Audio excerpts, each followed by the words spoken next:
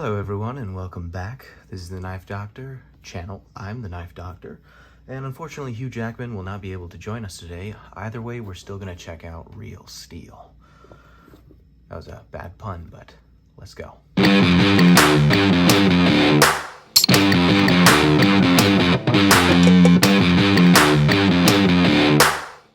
Anyways, before we get into it, some business. I got a comment requesting that we review the Cressy dive knife that I have, and we're gonna do that next week. The Cressy dive knife will be the next video, and just letting you guys know, cheap in this instance, in my opinion, is better. But anyways, other fun news, we just passed 50 plus subscribers, which is a minuscule milestone that means a lot to me. So thank you everyone who's subscribed, it means a lot. Thanks for coming back and watching my videos again. You guys are awesome, even though, you know, there's not that many of you. The ones I do have, I really appreciate and cherish you guys. So thank you for making this fun for me. I've gotten a lot of great comments. I've gotten some pushback comments, but that's, you know, that's par for the course. I said in most of the videos that I was gonna make some people mad, and I was right. Some people were mad. I think I actually lost some subscribers over one of my reviews, but that's what it is. It's relatively subjective what I do, but it is, it's not relatively subjective, it's mildly subjective. Most of this is based on my experience and not my opinion, but obviously there's gonna be some opinion in there. Tonight we're gonna be drinking just a little beer. Going light, I have to work tomorrow. So, anyways, if you haven't already, please like and subscribe. If you don't like this video or you're not interested in this knife, please go back, check out my channel. If this is your first time here, thank you for watching. Check out some of my other knives. I've reviewed some great knives. There's going to be more great knives to come. So thanks for coming, but let's get into this knife. Sorry that took so long. So, Real Steel. First of all, let's address the elephant in the room. Real Steel is a Chinese knife company, and as most of us in the knife community are painfully aware, 98% of what comes out of China is either a knockoff or just total rubbish all by itself. However, there are a couple pretty good companies in China that actually make their own designs, and they're in-house designed knives, or sometimes they even have designers working with them, and they turn out some pretty good products. Civivi, We Knives, there's a couple other, and Real Steel. I think Kaiser is Chinese too, but I'm not entirely sure because it sounds German, but I think it's actually China. I don't know. Apparently Cold Steel's made in China, or a lot of Cold Steels are made in China. The company's still American, but yeah, doesn't matter. Cold Steels are still good knives. Anyways, Real Steel is one of those companies. They make mid-level to high-end knives. The high-end knives are quite pricey. Some of them are, some of them aren't. And this is one of the mid-level knives. This is, I think this ran me about 85 bucks when I first bought it. Maybe it was a little bit less. It was several years ago, which is why this box is in such ratty condition. But anyways, enough talking. Let's get the box open and start looking at the thing, because this is a really interesting knife. It's really fun, and there's been entirely too long of this video going on without a blade on the screen. So here we go. This is what comes in the box. And I have everything original that came in the box, even though I've used this knife, and you'll see that. So they give you quite a bit of stuff. You got a little microfiber cloth here, which is pressed with the company logo, Real Steel. Very nice. This feels very good. It's very effective. I've used it. And we got this little info card, which I will hold up if you guys want to know the stuff about this knife. There's all the specs right there. Some pictures and some warranty information, maintenance, stuff like that. And then the last thing you get in the box is actually an Allen key. And I couldn't figure out why they would give you an Allen key to take off the handle scales until I looked at the lanyard hole here and realized that that is big enough to get a piece of paracord through, but it'd probably be a real pain in the ass to try to feed it through this. So I imagine it would be much easier to take one or both of the handle scales off, put your paracord through for a lanyard, and then put the scales back on, and it would work. Now, so there you go. It's a very nice Allen key. Look at that. It's all bronzed and stuff. That's pretty cool. Let's get that out of the way, and let's talk me scoot in here. Let's talk sheath, because this sheath is awesome. It's got so much going on, it's just not even funny. But I'm gonna open this up and remove this because this is not part of the review. I bought that separately, it didn't come with a knife. So just so you know, nothing comes in the pouch. Pouch is pretty deep. I was gonna stick a ruler in it and measure, but I'm pretty sure I left that in my bathroom. Anyways, there is so much versatility to this blade, to this sheath. First of all, you have this guy right here, and this can be used to set up a dangler or to be the final loop in a scout carry option. That's pretty neat. These guys come open, and then this opens up for some reason, so I don't really know what that reason would be, but it does. And then these little guys right here,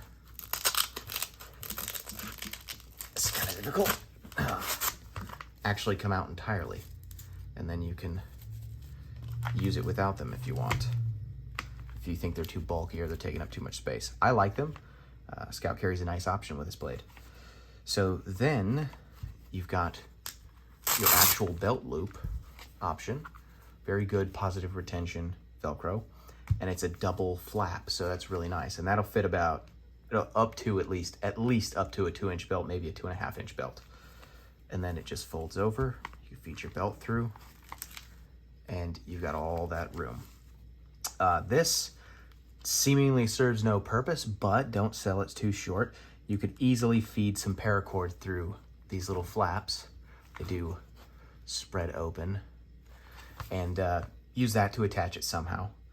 I think this may have some MOLLE compatibility, but I'm not entirely sure. I don't know why you'd ever put a survival knife on a MOLLE vest, but oh, by the way, this is the Real Steel Bushcraft Plus set. So, and the other neat thing is this little piece of paracord right here, seemingly pointless. It goes through and it goes across right here. This is just the pull tab for, you can adjust this clip, which is actually kind of nice if you want to put something bigger in there. You can do that. But why is this little piece of paracord here? If you remove this from the backside and pull that out, you can actually take the entire Kydex insert out of the sheath, and then this is obviously standard Kydex assembly, but you can run paracord through this or attach it to anything you want. You got these two holes here. You could put a, what do you call those? Tech lock belt clip on it easily. You could probably even throw a Spyderco G clip on there if you wanted to. So, and then you got the blade. By the way, the retention on this is incredible. So, awesome sheath, lots of options. I'll put that together off screen. And let's talk about the blade. So, the blade is a medley, that's the word I'm looking for. It is a medley of good and bad things, and I will get into which things are good and which things are bad. Now, don't freak out. Overall, I like this knife, so it's not gonna be like the last video. So, here we go. This video is probably going to be a little longer because there's a lot to address on this knife. Textured G10 handles. Well contoured. Get a look at those. Let it focus. Let's see. There we go. Look at that contouring. Oh, it's serialized, by the way. Very interesting. Nice construction. That Allen key, and then there's your lanyard hole if it ever focuses. There we go. Yeah. See what I'm talking about? Like feeding paracord through there would be an absolute pain. I even look at the attention to detail right here. You've got, not only is it cut out on the handle, but there's also a thinning of the actual stock material right there. I just love that. Attention to detail just tickles me. Look at the jimping here on the spine, if it will ever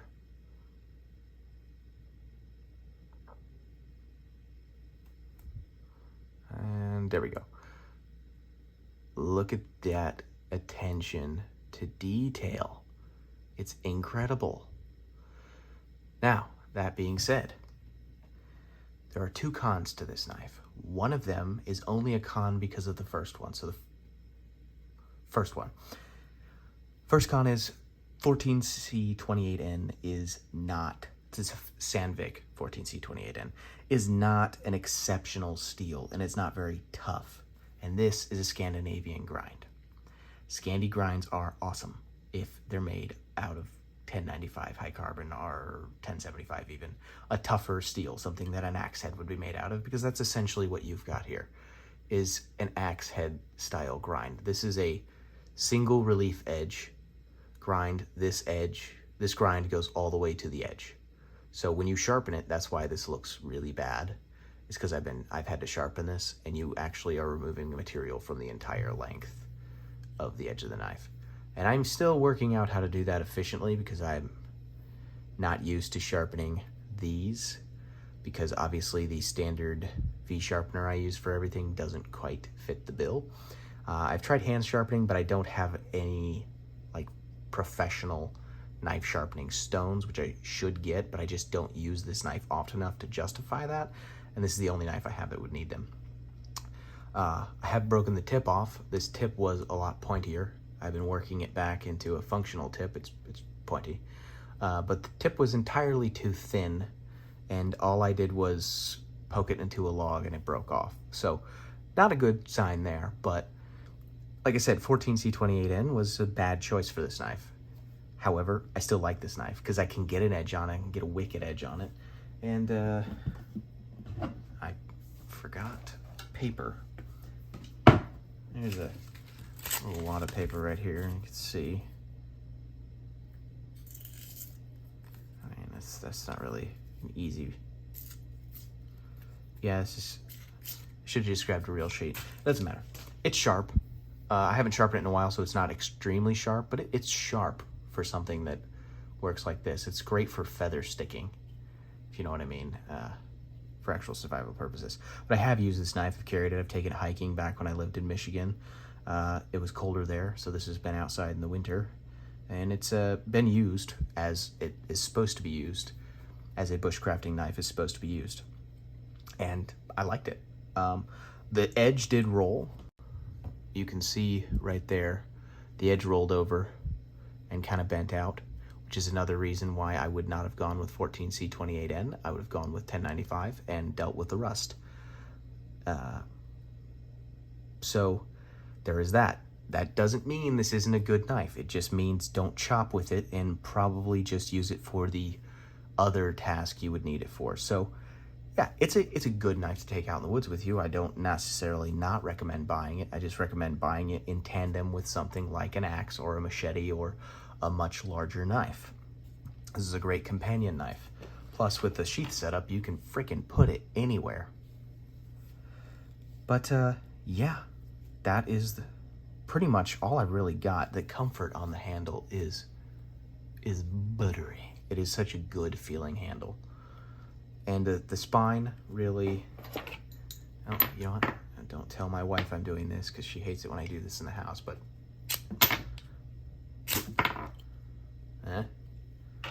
spine really does work for that, so. Cleans up. Yeah. It is a good knife. It is a really nice knife. It's really fun to use it, even if it doesn't work really well. And I think that's something that you gotta have a knife. It's fun to use. You have to be a little bit more careful with it. So this is one of those things where preference kind of comes into the view. Do you want to have to baby it? Do you not? I would love it if this was a 1095 knife. I would buy this again immediately if it was a 1095 knife. Well, not immediately. Next time I went hiking, I would buy it a couple weeks before. But it is exceptional at being mediocre, which somehow just tickles me in just the right way. I just love the effort that was put into it, and they put enough effort into making it. I'm going to put enough effort into using it and really seeing what it can take. I've already seen that it can't take everything, but I know its limitations and I know what I can get away with. So I'm gonna keep doing that. Thanks for watching, guys. It's been fun. I do really like this knife. I'm not entirely sure why. Something about it just really gets me. But do I recommend it? Do I not recommend it? I guess I can't really say. That's up for you guys to decide. If you agree with my pros and my cons, if you were to ask me would I buy it again, I would probably say no. But I'm not upset that I own it. And if they made it in 1095 or any higher caliber steel, not that 1095 is high, you know what I mean, I would absolutely buy it again. I would buy it 100 times. Now, if you're gonna buy this knife, it does come in a standard flat grind with a standard edge. I would recommend that one. Don't buy the Scandi grind for sure. Buy the regular edged version. And enjoy. Thanks for coming. It's been fun. It's been great. Next week we are gonna check out, I'll get a little teaser of it in here, my dive knife. So that's all I've got, guys. Thanks for coming. See you later.